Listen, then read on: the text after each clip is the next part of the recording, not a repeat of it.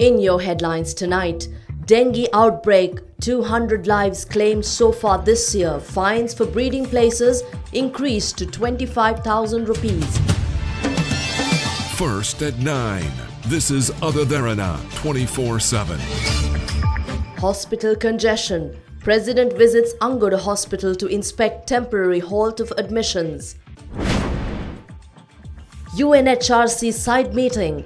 Former parliamentarian Sarath Veerasekara defends Sri Lanka at heated discussion before Geneva session. Northern Provincial Council crisis. Sampandan warns Vigneswaran to rectify his decision. A maritime crash makes international headlines tonight. Major search operation underway for 7 missing US sailors in Japanese waters.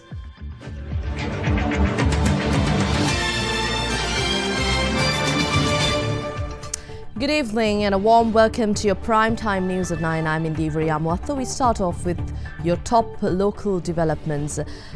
With the death toll from the current dengue outbreak reaching 200 today, the Ministry of Health advises against the use of painkiller medication for fever due to the risk of death if the patient has contracted dengue.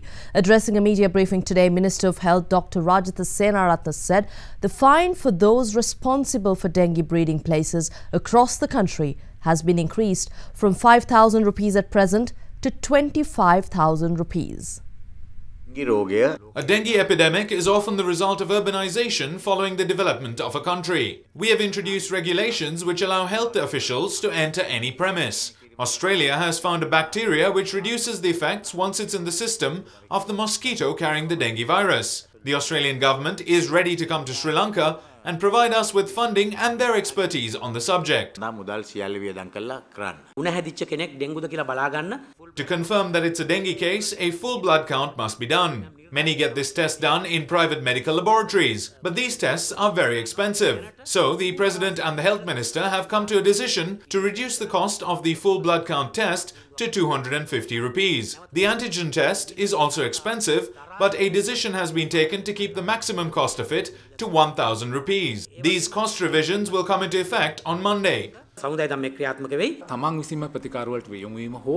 of self-medication and painkillers could be dangerous for this disease. Try and find out whether doctors prescribe painkillers for your fever when you go to see them. We have found that the use of painkillers has led to many deaths in the case of the dengue virus. Usually, it's the doctors themselves who have prescribed these medicines. If you give at least 1 tablet to a patient during the first day of fever, the chances of him dying will be much higher. We advise a full blood count test on the 3rd day of fever. But I'm now advising it on the 2nd day because with the current nature of the dengue virus, doing the test on the 3rd day could be too late.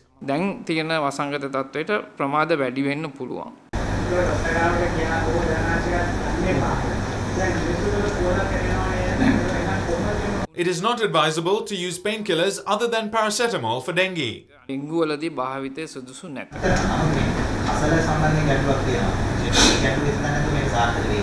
When our health officials try to check premises, some homeowners unleash their dogs at them. I mean, these are innocent people we are talking about. So, army officials have told us that they could support the process. They will discuss the matter with the President tomorrow.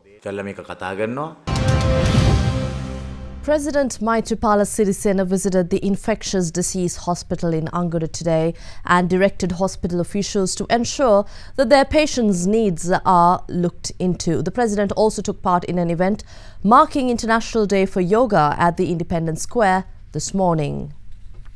Although admission to the infectious disease hospital in Angoda was temporarily halted due to congestion, the hospital has resumed normal functioning after patients were transferred to hospitals in Thalangama, Vathara and Piliyandala with the necessary facilities. President Sirisena instructed officials to ensure that all the medication required by the transferred patients is also provided.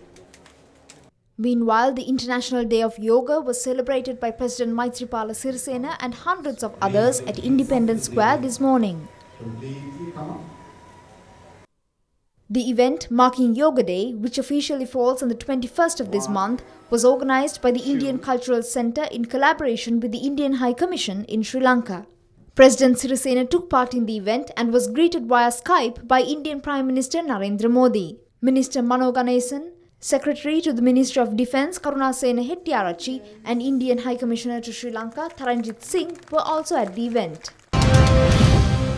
Prime Minister Ranil Wickremesinghe today distributed stationery to students affected by the recent disaster in Mathura, and he continues to visit affected districts. This afternoon, stationery was distributed to around 150 students of the Deniyaya Pallegama Secondary School, whose education has been affected by the recent floods and landslides. The donations were made by the Old Boys Association of Royal College, Colombo. The Prime Minister is currently visiting flood-affected districts, and he met with the business community and officials of Mathura yesterday. Former Member of Parliament, retired Rear Admiral Sarath Veerasekara asserts that it is Sri Lanka which ought to discuss the rights of Tamils in the country and not the diaspora. He made the statement in response to accusations of war crimes levelled by various non-governmental organisations during a meeting held in parallel with the 35th session of the United Nations Human Rights Council in Geneva yesterday. You are protecting the Tamil people from the LTT terrorists. And these people are trying to talk for the terrorists. Yeah, you are talking on behalf of genociders. These people have never cited Jaffna due to the wartime. So maybe they come and kill people just for they don't give them money. You can't just shout like that without any reason. I was in the Navy, how can you say people have money and then they kill? They kill people. We have been helping the Tamil people more than you. We have the rights to talk about the innocent Tamil people more than you. We have denied 495,000 mines.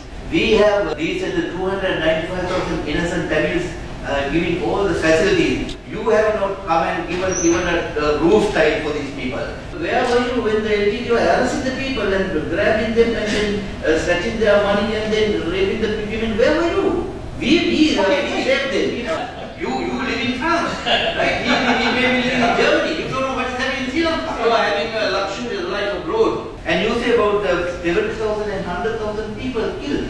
What nonsense. The UN reporter who was stationed in Sri Lanka at that time has said up to 2009 May 13, only 7,721 people have died, including the LTT.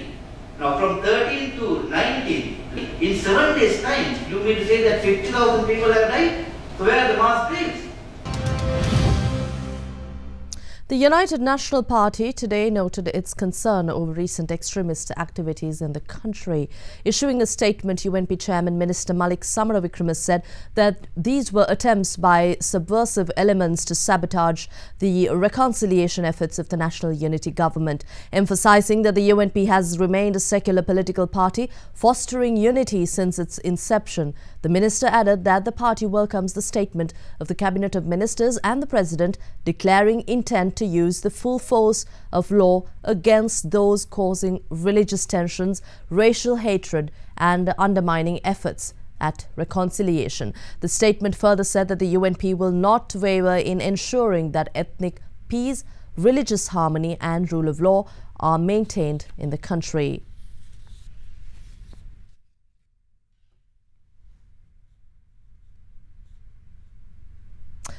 Still, yet another headline-making story. Opposition leader R. Sambandhan today called on Northern Provincial's Chief Minister C.V. Vigneswaran to take remedial action over ordering the resignation of the two ministers who were found innocent by a board of inquiry. Sambandhan made the request in a letter addressed to Vigneswaran, adding that the action was against the principles of natural justice. 15 MPs of the Northern Provincial Council handed over a letter to the Governor of the Northern Province in support of Chief Minister C.V. Vigneswaran following the no-confidence motion filed against him by 21 MPs. The majority of the Provincial Council stands against the Chief Minister, with Tamil National Alliance divided over the no-confidence motion. Opposition leader R. Sambandhan addressed a letter to the Chief Minister calling on him to take early remedial action with regard to the resignation of the two ministers who were found not guilty by the Board of Inquiry. There is a problem in the Provincial Council. It should be resolved soon. It is not a huge issue. Officials should work together on this. A number of people from both sides are discussing the matter. The Ilangai Tamil Arasu Katchi held a media briefing today to address the matter. We realized that the Chief Minister is not going to do anything legal in this case. That's when we lost our faith in him. We respect him for coming forward to inquire into the scandal, but the method he used was wrong. We disagree with him continuing as Chief Minister.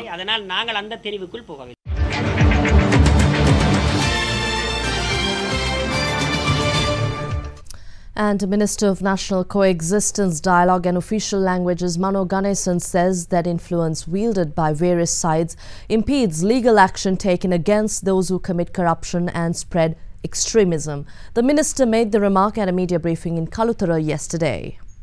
There are some politicians in this country who are long past their prime. It is time for them to retire. They must not keep on demanding various perks, including electoral organizer posts and parliamentary seats. They have served the country well, and it is now time to go. In developed countries, politicians accept responsibility for even the smallest fault and resign. In this country, they remain in their positions without shame. This country needs leaders like Nelson Mandela, not mere politicians.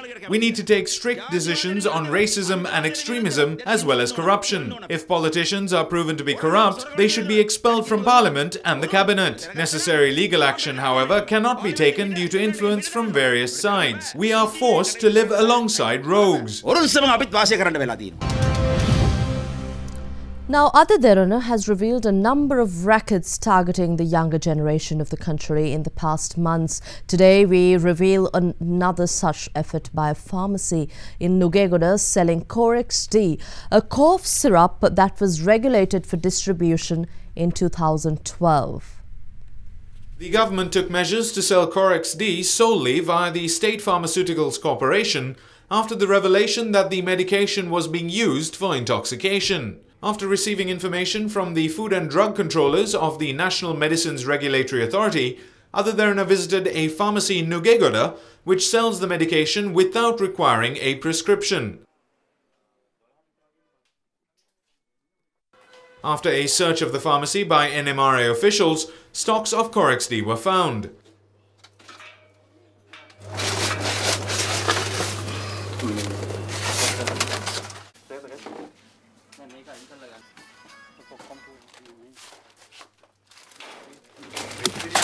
Derana questioned the owner of the pharmacy, who revealed details of the operation.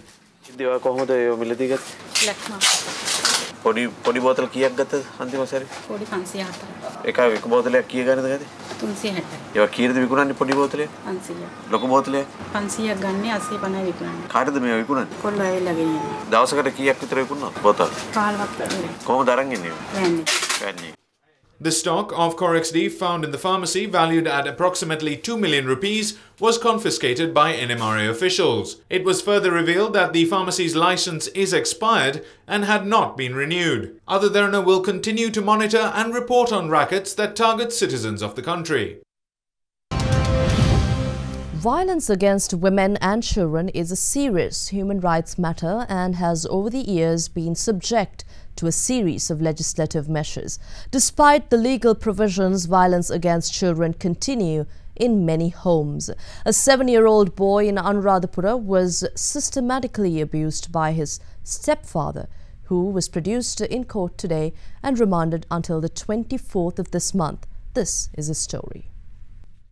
A 7-year-old boy living in Mehintale, Anuradhapura has been severely abused by his stepfather, a disabled army soldier. The abuse carried out in a systematic manner extended to genital mutilation, and the child was admitted to the teaching hospital in Anuradhapura yesterday.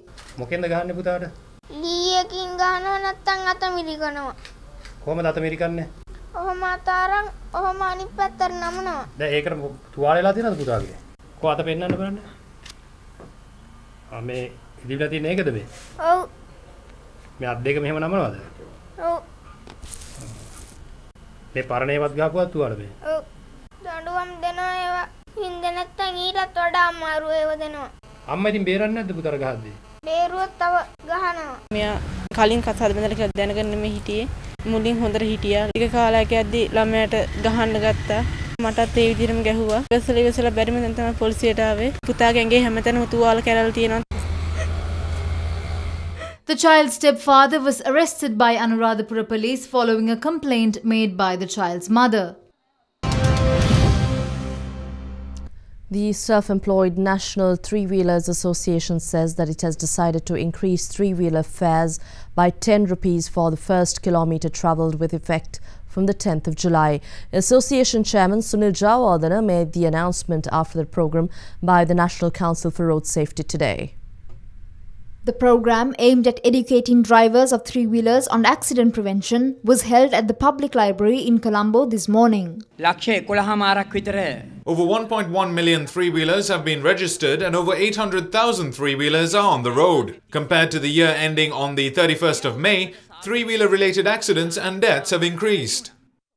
After the program, the chairman of the Self-Employed National Three-Wheelers Association, Sunil Jayawardena, said that the association wishes to revise fares. Considering the price of spare parts and economic issues, the association has decided to increase the fare by 10 rupees for the first kilometre. We will charge only 40 rupees from the second kilometre onwards.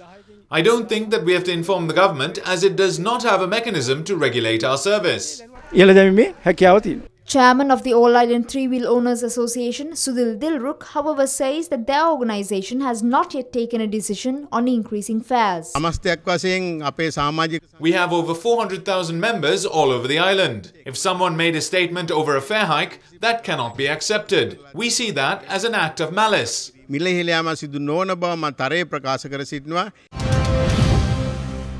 Foreign Affairs Minister Ravi Karunayaka joined US Ambassador Atul Keshup to visit the captain and crew of USS Lake Erie harboured at the Colombo port yesterday.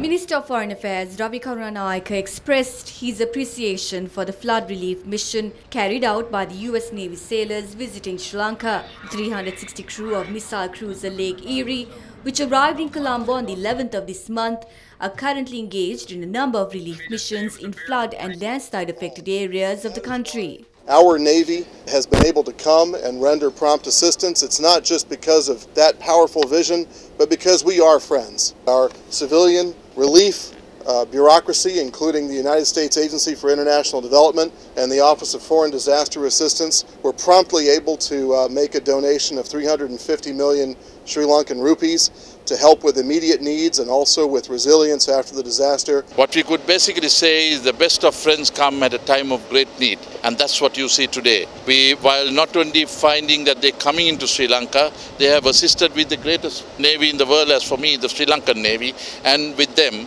they have basically cleaned up 324 wells and restored 26 schools. And even though we, little Sri Lanka, can only reciprocate if they ever have, and I hope they don't ever, but if there's a calamity in any way, that our small help would certainly be reciprocated to them.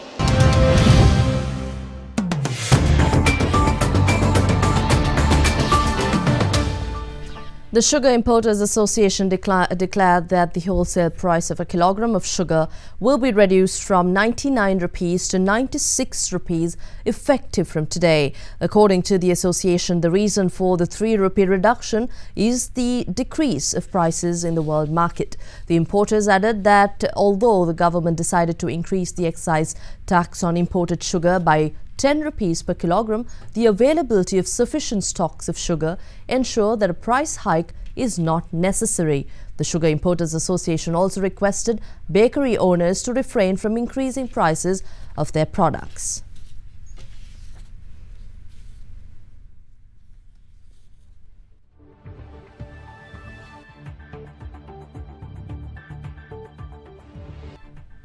And in your international business stories, McDonald's Corporation has ended its 41-year-old sponsorship of the Olympic Games 3 years early, reflecting rising Olympic sponsorship costs and declining TV ratings. The deal would have run through the Tokyo Olympics in 2020, but the International Olympic Committee announced the US fast food giant's withdrawal with immediate effect. The company first involved with the Games in 1968 and a sponsorship since 1976 was the Olympics' food retail sponsor. And oil prices bounced up off 2017 lows yesterday as some producers reduced exports and US rig additions slowed, but the rebound was modest and crude posted its fourth weekly decline on persistent concerns about global oversupply.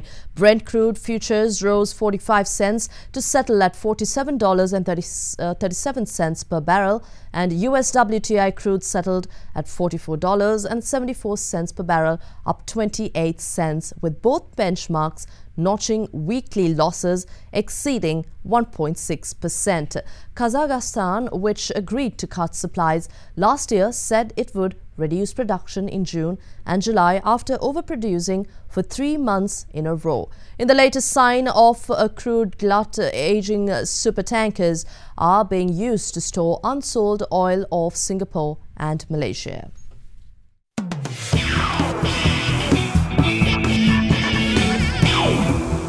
And we start off with rugby news. Scotland moved up to the 4th in the Rugby World Cup rankings with a 24-19 win against Australia in Sydney today. The Scots were beaten by just a point at Murrayfield last year and at the 2015 World Cup by the Australians. But today's test marks their second successive win on Australian soil following a win in Newcastle during their 2012 visit. Duncan Taylor ran in for the visitors to give them an early lead, but Israel Folau replied 5 minutes later to keep the Australians in the game. Finn Russell capitalised on an Australian error to block a kick and score behind the posts, but Folau was on hand again to reply with a spectacular leap to gather a crossfield kick. Australia took the lead in the second half, courtesy of Virginia, but the Scots broke free of sustained Wallabies pressure and Hamish Watson sealed a famous victory. The British and Irish Lions issued another statement of intent today ahead of next week's Test series as they beat the Maori All Blacks 32 points to 10.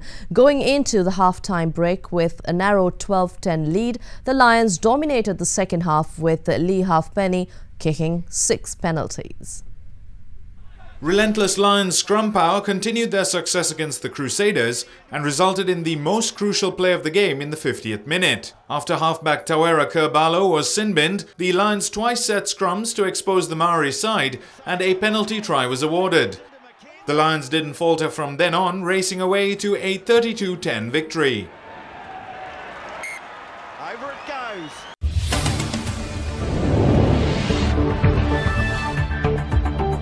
In the latest development from around the world, 7 US Navy sailors are missing and 3 are injured after a US Navy destroyer collided with a Philippine-flagged container ship south of Tokyo Bay early this morning. A major search operation is underway after the USS Fitzgerald, an Arleigh-Burke-class destroyer, was hit by a merchant vessel 56 nautical miles southwest of Yokosuka.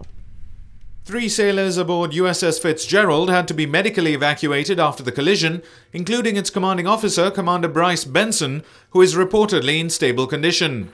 The US Navy said that the damage to the ship and crew was still being determined, but aerial images of the vessel showed that it suffered greater damage than the container ship, the 222-meter ACX Crystal. Marine traffic records suggest the ACX Crystal made a sudden U-turn shortly before the collision and it sailed to Tokyo under its own power. Helmut Kohl, former German Chancellor and architect of the country's reunification, passed away yesterday at the age of 87.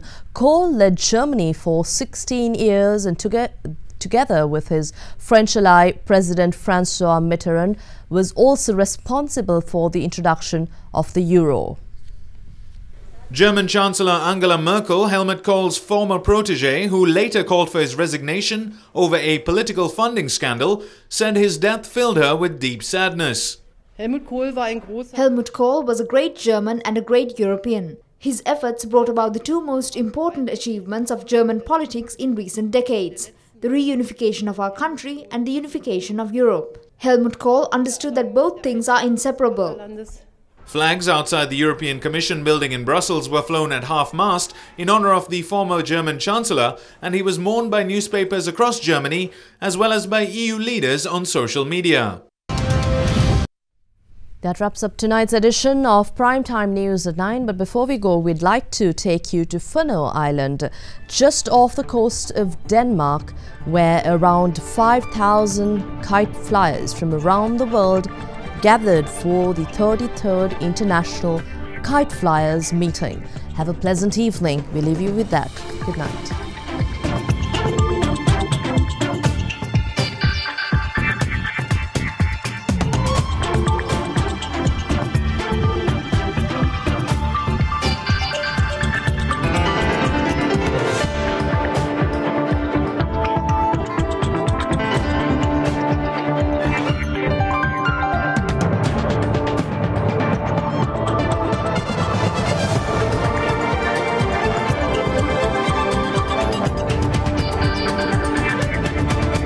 Bringing you the news and information 24 hours a day. This is Sri Lanka's premier news channel, Derana 24/7.